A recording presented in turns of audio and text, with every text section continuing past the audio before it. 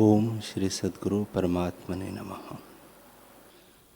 श्री योग वशिष्ठ महारामायण निर्वाण प्रकरण सर्ग 171। राम जी ने पूछा, है भगवान, आपने जो केवल जागृत की उत्पत्ति अकारण अकर्म और बोध मात्र में कही है सो असंभव है। जैसे आकाश में वृक्ष नहीं हो सकता, वैसे ही आत्मा में सृष्टि नहीं हो सकती, क्योंकि आत्मा निराकार और निष्क्रिय है।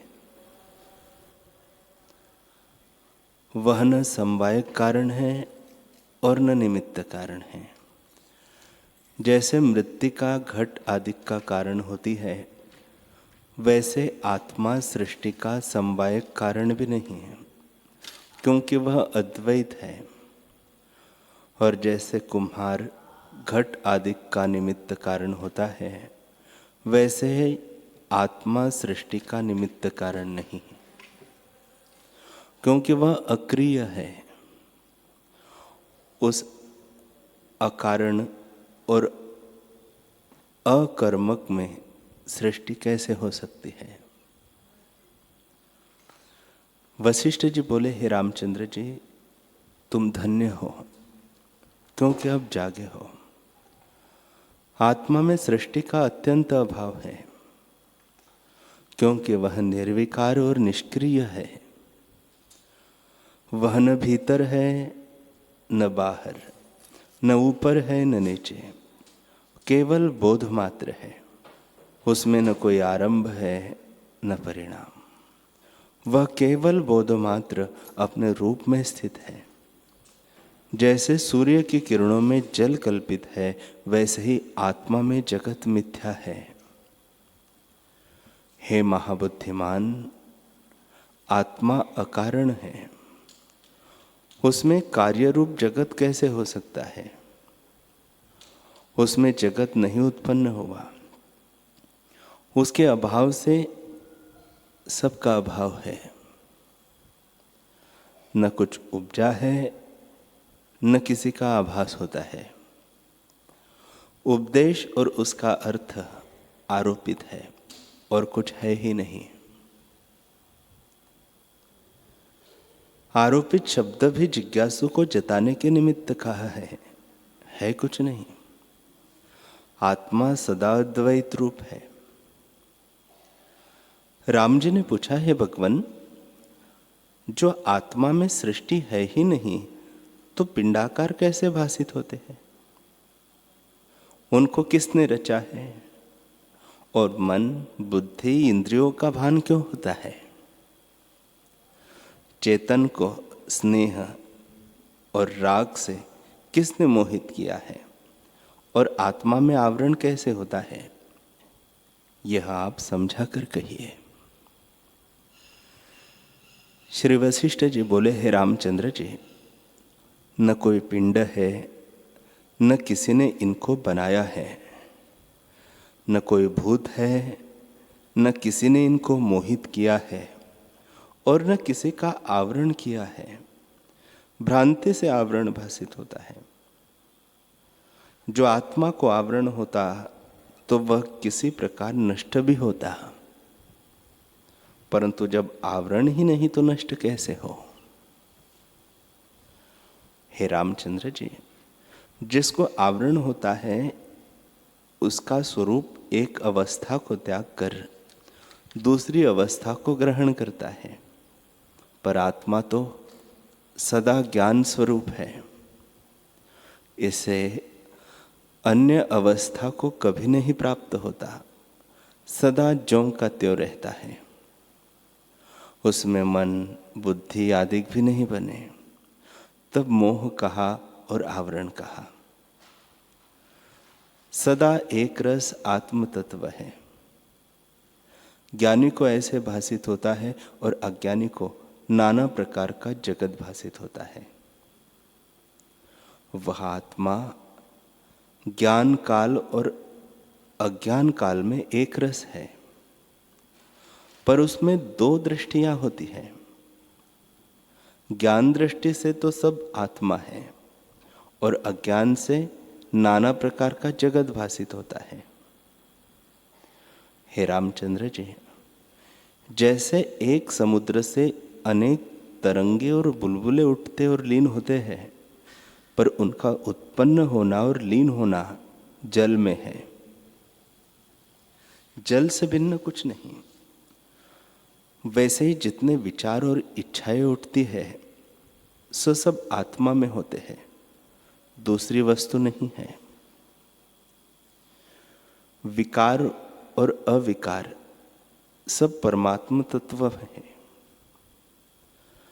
समुद्र में लहरें और बुलबुले परिणाम से होते हैं, आत्मा सदा ज्यों का त्यों है।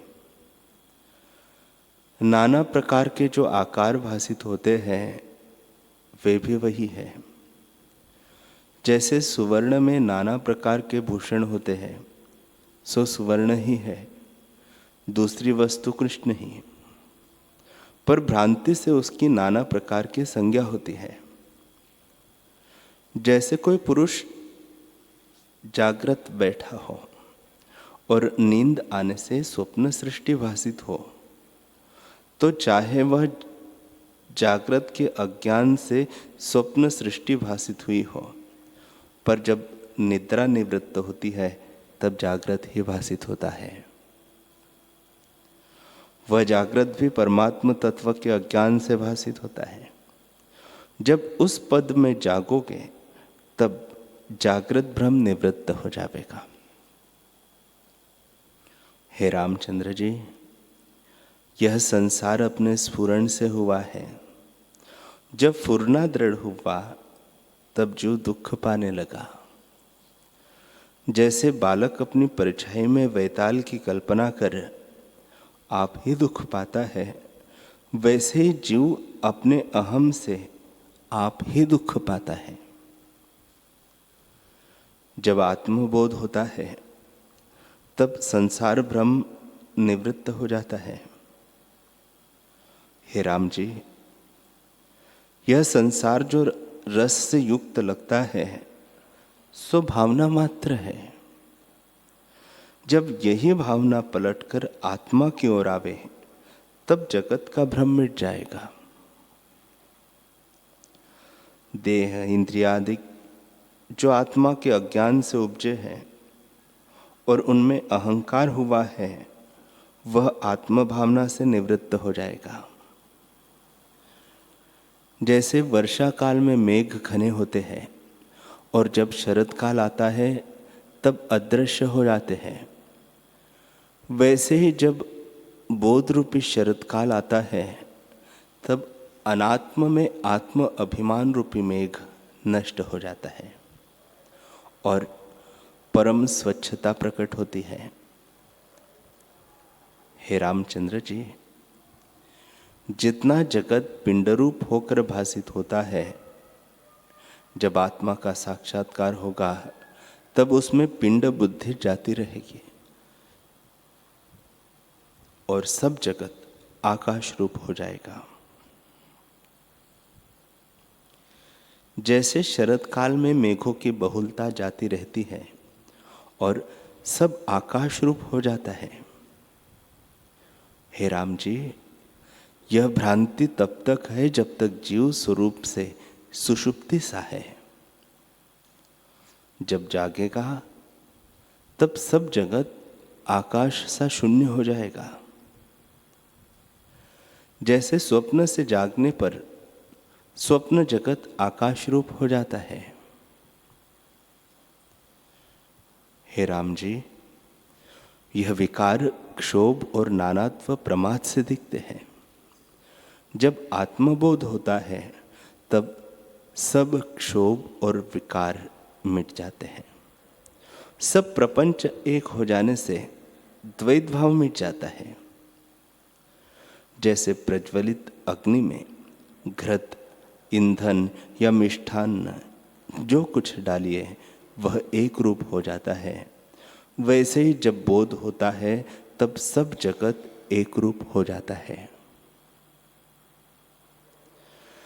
जैसे नाना प्रकार के भूषण अग्नि में डालिए तो सब स्वर्ण ही हो जाता है और भूषण की संज्ञा नहीं रहती, वैसे ही मन को जब आत्मबोध में डाल दिया तब जगत संज्ञा नहीं रहती, केवल परमात्म तत्व हो जाता है। हे रामचंद्र जी, इंद्रिया और जगत तब तक है जब तक जीव स्वरूप से अनजान सोया पड़ा है। जब जागेगा तब संसार की सत्यता मिट जाएगी और इच्छा भी कोई न रहेगी। जैसे किसी पुरुष को स्वप्न आता है और जब उस स्वप्न से वह जागता है तब स्वप्न के स्मरण की इच्छा नहीं करता कि यह मुझको याद आवे या उसमें मिले हुए सुख दुख या मनुष्य मुझे मिले, क्योंकि उसको सत्यता नहीं जान पड़ती, तो इच्छा कैसे करें। वैसे ही जब तक जीव स्वरूप से अनजान सोया पड़ा है तब तक संसार के पदार्थों को मिथ्या नहीं जानता, उनकी इच्छा करता है। जब तुम स्वरूप ज्ञान में जागोगे तब सब पदार्थ निरस हो जाएंगे और जब ज्ञान से जगत को मिथ्या स्वप्नवत जानोगे तब उसकी चाह भी न करोगे। हे रामचंद्र जी, जीवन मुक्त की सब चेष्टाएं देखी जाती हैं, परंतु वह जगत को सत्य नहीं मानता, क्योंकि उसको आत्मानुभव हुआ है। जैसे सूर्य की किरणों में जल देख पड़ता है, पर जिसने सूर्य की किरणों को जान लिया है उसको जल नहीं प्रतीत होता, किरणें ही दिखती हैं। पर जिसने किरणें नहीं जानी उसको जल का भ्रम होता है। दृष्टि दोनों की तुल्य है, परंतु ज्ञानवान के निश्चय में जगत जल के समान नहीं और अज्ञानी को जगत जल सा दृढ़ जान पड़ता है। हे रामचंद्र जी, मन रूपी दीपक प्रज्वलित है, उसमें ज्ञान रूपी जल डालिए तो बुझ जाएगा। जब मन का निर्वाण होगा तब उस पद को प्राप्त होंगे जहाँ जगत और अहंकार का अभाव है। वह न शून्य है न अशून्य, न केवल है न अकेवल, उसका उदय अस्त भी नहीं है। जो पुरुष ऐसे पद को प्राप्त हुआ है वह कृत्य होकर राग द्वेष से रहित परम शांत पद को प्राप्त होता है। उसका अहंकार मिट जाता है, वह केवल निर्वाच्य पद को प्राप्त होता है जहाँ कोई उत्थान नहीं। हे राम जी, आत्मा में जगत के पदार्थ कोई नहीं है, मन के संकल्प से भासित होते हैं। जैसे खंभे में चितेरा कल्पना करता है कि इतनी पुतलियां इस खंभे में है, सो वे उसके निश्चय में है। खंभे में पुतलियों का अभाव है, वैसे ही मन के निश्चय में जगत है, आत्मा में कुछ नहीं बना। जिस पुरुष का मन सूक्ष्म हो गया है उसको जगत स्वप्न सा जान पड़ता है। जब उसने इसे स्वप्न जाना तब वह इच्छा और त्याग किसका करे। हे रामचंद्र जी, जगत की तब तक प्रतीति है जब तक स्वरूप का साक्षात्कार नहीं हुआ। जब आत्मानुभव होगा तब जगत रस से युक्त कभी न भासित होगा। जैसे धूप छाया इकट्ठी नहीं होती, वैसे ही ज्ञान और जगत इकट्ठे नहीं होते। आत्मज्ञान होने पर जगत का अभाव हो जाता है। जैसे पूर्व काल वर्तमान काल में नहीं होता, वैसे ही आत्मा में जगत नहीं होता। हे रामचंद्र जी, यह जगत भ्रम से भासित होता है और विचार करने से इसका अभाव हो जाता है। दृष्टा दर्शन दृश्य की जो त्रिपुटी भासित होती है वह भी मिथ्या है। जैसे निद्रा दोष से स्वप्न में ये तीनों भासित होते हैं और जागे से इनका अभाव हो जाता है, वैसे ही अज्ञान से ये भासित होते हैं और ज्ञान से इस त्रिपुटी का अभाव हो जाता है। हे राम जी, जैसे मनोराज्य से मन में जगत स्थित होता है, वैसे ही ये पर्वत, नदियाँ, देश, काल, जगत भी जानो। इससे इस जगत भ्रम को त्याग कर अपने स्वभाव में तुम स्थित हो जाओ। यह जगत भ्रम से उदय हुआ है, विचार से नष्ट हो जाएगा और तुमको परम शांति प्राप्त होगी।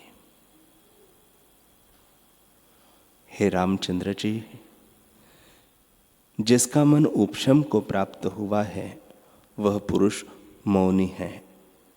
वह निरोध पद को प्राप्त हुआ है और संसार समुद्र से तरकर कर्मों के अंत को पहुंच गया है। उसको पहाड़, नदियां आदि से युक्त संपूर्ण जगत लीन हो जाता है। अज्ञान के नष्ट होने से विद्यमान जगत भी नष्ट हो जाता है, क्योंकि ज्ञानी शांति से तृप्त है। वह ज्ञानवान निरावरण होकर स्थित होता है।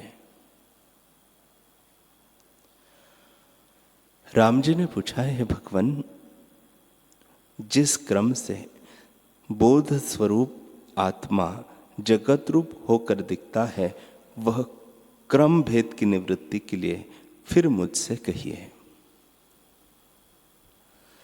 श्री वशिष्ठ जी बोले, हे रामचंद्र जी, जितना जगत देख पड़ता है उसका चित्त में निश्चय होता है। यह जगत ज्ञानवान को और अज्ञानी को भी चित्त से भासित होता है, परंतु इतना भेद है कि अज्ञानी जगत को सत्य मानता है और ज्ञानवान शास्त्र युक्ति से देखकर पूर्वापार अर्थ के विचार से भ्रांति मात्र जानता है। यह जगत जिस अविद्या से है वह अविद्या भी कुछ वस्तु नहीं। जैसे सूर्य की किरणों में जल भासित होता है सो कुछ है नहीं, वैसे ही अविद्या कुछ वस्तु नहीं है। जितना स्थावर जंगम जगत है सो कल्प के अंत में नष्ट हो जाता है।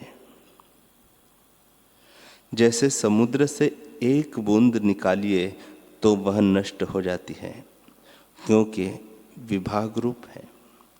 वैसे ही माया, अविद्या, सत असत आदि सब संबंधों का अभाव हो जाता है, क्योंकि सब शब्द जगत में है।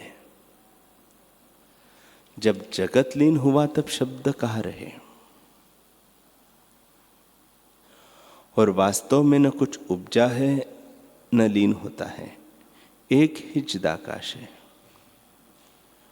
जो तुम कहो कि देह उपजती है तो तुम देह और तत्व को स्वप्नवत जानो। जो तुम कहो कि जगत प्रलय में लीन होता है, इससे कुछ है तो नाश उसी का होता है जो असत्य है। जो तुम कहो कि जगत असत्य है तो फिर क्यों उपजता है, तो उपजी वस्तु भी सत्य नहीं होती। जो तुम कहो कि महाप्रलय में चिदाकाश ही रहता है और वही जगत रूप होकर दिखता है, तो जगत कुछ भिन्न वस्तु नहीं हुआ, बोध मात्र ही इस प्रकार होकर भासित होता है।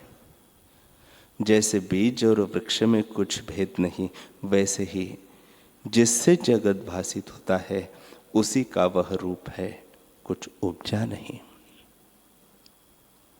जब उपजा नहीं तो विकार और भेद कैसे हो? इससे बोध मात्र ही अपने आप में स्थित है। आत्मसत्ता कार्य कारण से रहित परम शांत रूप अपने आप में स्थित है। वही जगत रूप होकर दिखती है। देश काल पदार्थ भी सब महाप्रलय रूप है। जब महाप्रलय होता है तब ब्रह्मा पर्यंत सब पदार्थ नष्ट हो जाते हैं। आकाश, वायु, अग्नि, जल, पृथ्वी का नाम भी नहीं रहता, अर्थ भी नहीं रहता। तब केवल बोध मात्र और बोध से रहित शेष रहता है। जो परम शांत रूप है उसमें वाणी और मन की गति नहीं, वह केवल अचिंत्य चिन्मात्र सत्ता है। उसी को तत्ववेत्ता अनुभव कहते हैं और कोई उसे नहीं जान सकता। हे रामचंद्र जी, जो पुरुष अविद्या रूपी निद्रा से जागा है वह निराभास होता है, अर्थात चित्त से चैत्य का संबंध टूट जाता है। उसको परम प्रकाश रूप आत्मपद प्राप्त होता है। उसके स्वभाव में स्थिति होती है और पर स्वभाव प्रकृति का अभाव हो जाता है। हे रामचंद्र जी, पर स्वभाव से भिन्न भिन्न जो कुछ जगत भासित होता था सो सब एक रूप हो जाता है। जैसे स्वप्न में सब पदार्थ भिन्न भिन्न दिखते हैं और जागे से सब एक रूप हो जाते हैं, अपना रूप हो भासित होता है, वैसे ही जब आत्मा का अनुभव होता है तब जगत अपना रूप ही प्रतीत होता है। हे रामचंद्र जी, एक रूप तब भासित होता है जब और कुछ नहीं बना। जैसे सुवर्ण के भूषण अग्नि में डालिए तो अनेक भूषणों का एक पिंड हो जाता है और एक ही आकार दिखता है, वैसे ही जब बोध का अनुभव होता है तब सब एक रूप हो जाता है। हे रामचंद्र जी, भूषणों के होते भी सुवर्ण ही था, इसी से सब एक रूप हो गया। वैसे ही जब बोध का अनुभव होता है तब सब एक रूप ही भासित होता है। इससे जगत के होते भी जगत आत्मरूप है। जगत है नहीं और हुए की तरह भिन्न भिन्न जान पड़ता है। जैसे सोमजल में तरंग नहीं और भासित होते हैं तो भी जल रूप है, असम्यक दृष्टि से भिन्न भिन्न लगते हैं। हे राघव, ज्ञानी को जीवन मुक्ति और विदेह मुक्ति दोनों तुल्य है। जैसे भूषण के होते भी सुवर्ण है और भूषण के अभाव में भी सुवर्ण है, वैसे ही ज्ञानवान को देह के होते भी ब्रह्म है और देह के अभाव हुए भी ब्रह्म है। जो अज्ञानी है उसको नाना प्रकार का जगत फुरता है। अज्ञानी वही है जिसको मन का संबंध है।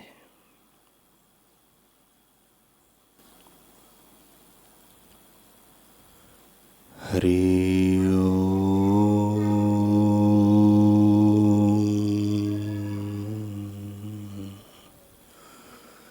हरि ओम।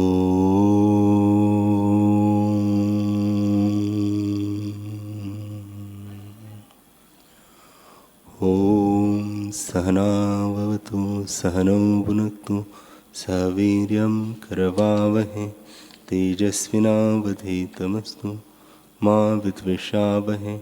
ओम शांति शांति शांति। श्री सद्गुरुदेव भगवान की जय।